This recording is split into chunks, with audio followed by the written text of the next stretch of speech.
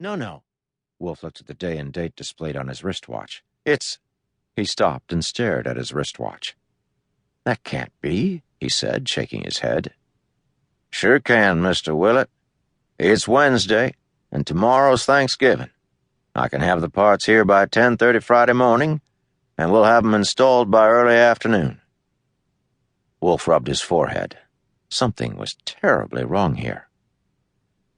Okay, where can I get a room? Try the lodge. Rent yourself a car at the terminal over there and follow the signs. It's real nice, and they won't be full this time of year. The lodge, a huge place, had a room for him. He explained why he didn't have any luggage, and a bellhop took him upstairs. He immediately called the Bel Air house and got a recording of his own voice. He hung up. Julia could never remember to play the messages on the machine anyway, so leaving a message would be a waste of time. He didn't have his address book with him, and the Carmichael's number was unlisted. He telephoned his office, but got a recording saying that it was closed until Monday for the Thanksgiving holiday. He didn't remember giving everybody Wednesday, but when he hadn't shown up for work yesterday, Jack had probably given them the day off. Jack was too soft-hearted. He hung up the phone and walked to the window. He had a fine view of the canyon, and it was truly grand, but he hardly noticed. Try as he might, he could not remember the past 24 hours. He remembered going to bed, but that must have been on Monday.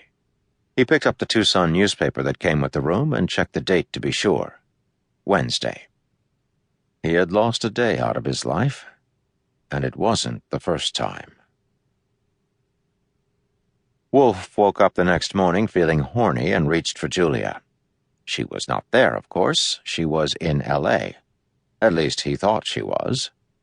He had rung the Bel Air house a dozen times and gotten only his own recording. He had rung Jack's house, too, and gotten no answer. He and Julia had been married a year. It was a second marriage for him. He had been widowed for more than 20 years, but the first for her. She was 26 at the time and an actress. Two kinds of women he'd promised himself he'd never marry. A woman in the business and somebody half his age.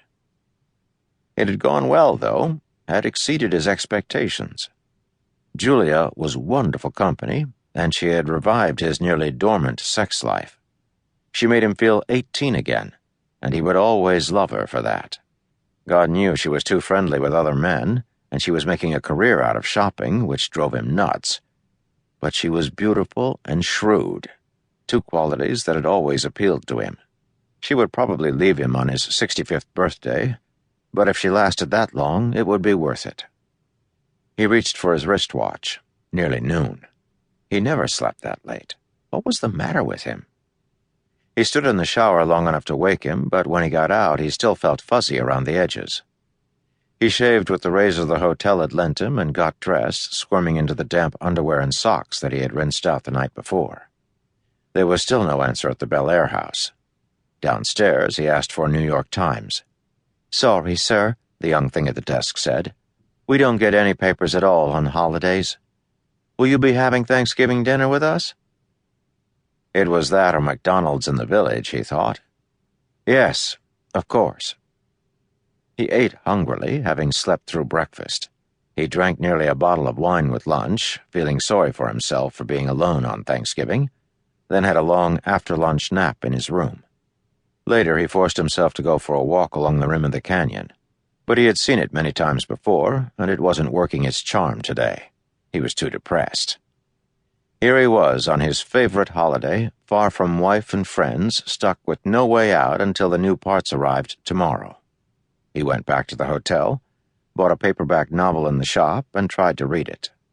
He was asleep again by 9. He was awakened in broad daylight by the sound of something sliding under his door. He raised a sleepy head. A New York Times! At least he could start the day with the news. He glanced at his watch. Noon. He ordered breakfast from room service, then retrieved the newspaper, scanning the front page. He was about to open the paper and look inside when a small article in the lower right-hand corner of the front page caught his eye. Film director and 2 others in triple death. Oh, God, he thought. It's going to be somebody I know.